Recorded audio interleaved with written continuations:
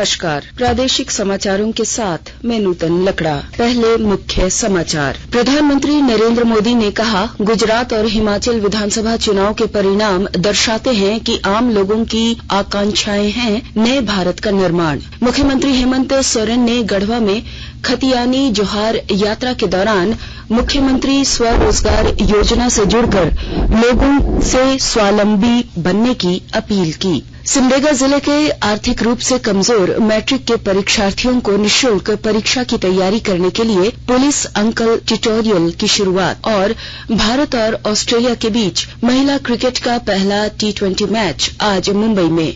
दोनों टीमें खेलेंगी 5 T20 मैचों की श्रृंखला। और अब समाचार विस्तार से। प्रधानमंत्री नरेंद्र मोदी ने कहा है कि गुजरात और हिमाचल प्रदेश विधानसभा चुनावों में भारतीय जनता पार्टी को मिला जनादेश नए भारत की आकांक्षाओं का प्रतीक है। उन्होंने पार्टी को मिली जन समर्थन को युवा सोच, युवा भारत का प्रतिबिंब बताते हुए कहा कि देश के आम लोगों की आकांक्षा विकसित भारत के निर्माण की है। श्री मोदी ने कहा कि यह जनादेश समाज के निर्धन, शोषित, वंचित वर्ग और जनजातियों के सशक्तिकरण के लिए भाजपा को मिला समर्थन है। प्रधानमंत्री कल शाम नई दिल्ली में पार्टी मुख्यालय में भाजपा कार्यकर्ताओं को संबोधित कर रहे थे। उन्होंने कहा कि पार्टी को ऐसा समय में जनादेश मिला है जब देश अमृत काल में प्रवेश कर रहा है। इसका अर्थ है कि अगले 25 वर्ष केवल विकास की राजनीति के लिए होगा।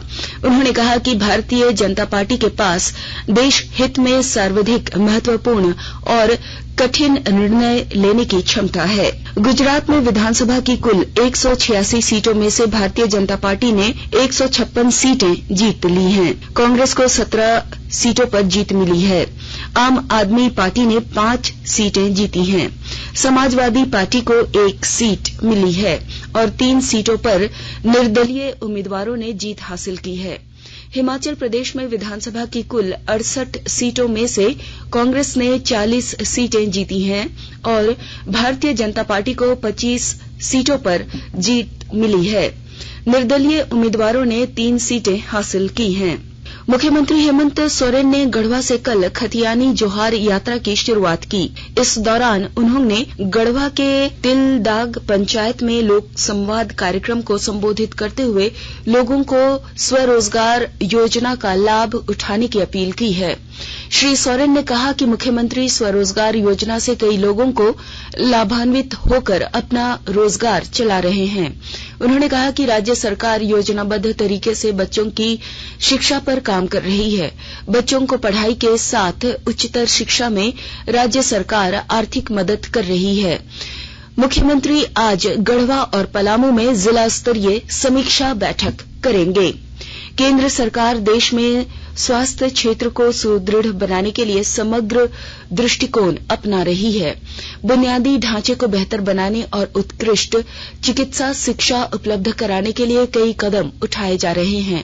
आज लोकसभा में प्रश्नकाल के दौरान पूरक प्रश्न के उत्तर में केंद्रीय स्वास्थ्य मंत्री डॉक्टर मनसुख मांडविया ने कहा कि केंद्र ने MBBS सीटों की संख्या में वृद्धि की है।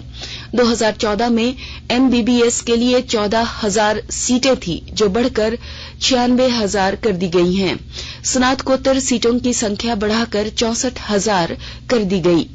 चिकित्सा महाविद्यालय में शिक्षकों की कमी पर स्वास्थ्य मंत्री ने कहा कि शिक्षकों की पर्याप्त संख्या सुनिश्चित करना राज्य सरकारों और निजी क्षेत्र की जिम्मेदारी है। उन्होंने यह जिम्मेदारी पूरी करने का आग्रह किया। आकाशवाणी के ताजातरीन समाचारों के लिए आप हमारे वेबसाइट newsonair.com पर लॉग ऑन कर सकते हैं। ताजा समाचार Twitter handle @AIR News Alerts और Facebook page all India radio news पर भी उपलब्ध है। आप प्रादेशिक समाचार एकांश के ट्विटर हैंडल @AIR News_रांची और फेसबुक, इंस्टाग्राम पेज तथा YouTube channel AIR News Ranchi पर भी हमारे बुलेटिन सुन सकते हैं।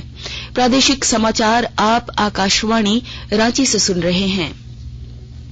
सिमडेगा जिले में आर्थिक रूप से कमजोर वर्ग के मैट्रिक के परीक्षार्थियों के लिए परीक्षा की निःशुल्क तैयारी कराने को लेकर जिला पुलिस ने खास पहल की है। इसे लेकर पुलिस अंकल ट्यूटोरियल की शुरुआत की गई है, जिसके तहत चयनित विद्यार्थियों को विभिन्न विषयों की निःशुल्क शिक्षा दी जाएगी।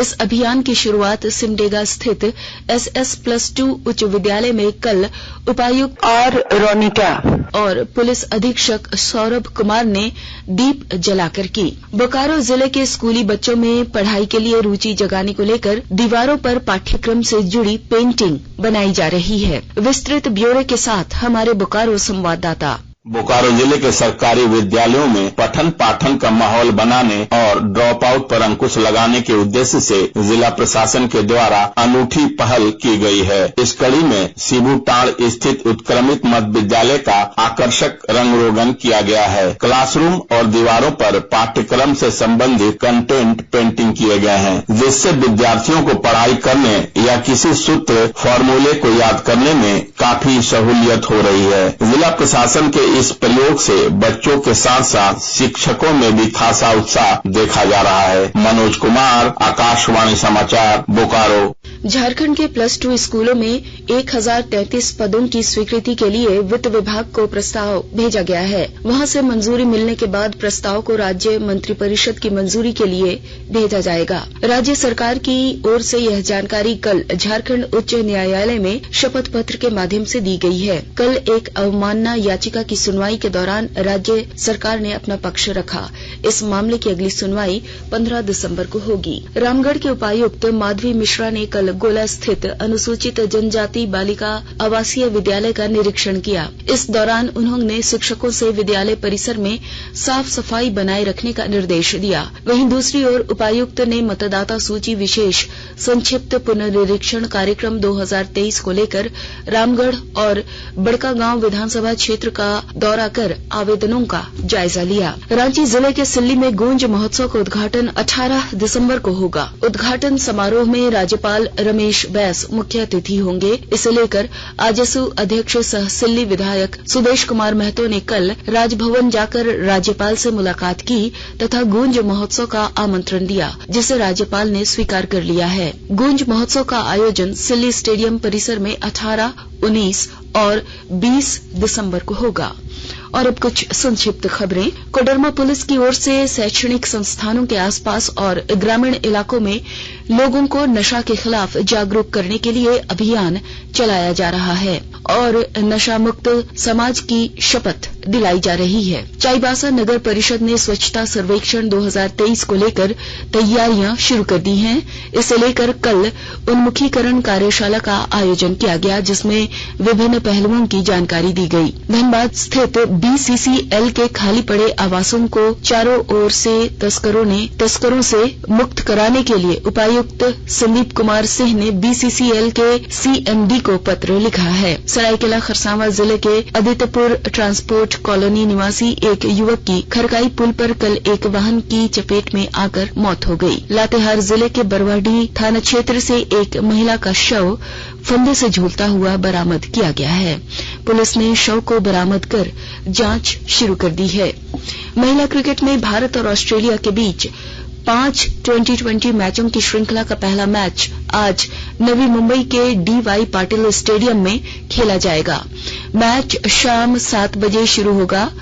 दूसरा T20 मैच इसी मैदान पर रविवार को खेला जाएगा। अन्य मैच इस महीने की 14, 17 और 20 तारीख को ब्रेबन स्टेडियम में होगा। फरवरी 2023 में दक्षिण अफ्रीका में होने वाले महिला T20 विश्व कप से पहले अभ्यास के रूप में यह श्रृंखला दोनों टीमों के लिए महत्वपूर्ण है। और अब अंत में मुख्य समाचार एक बार फिर।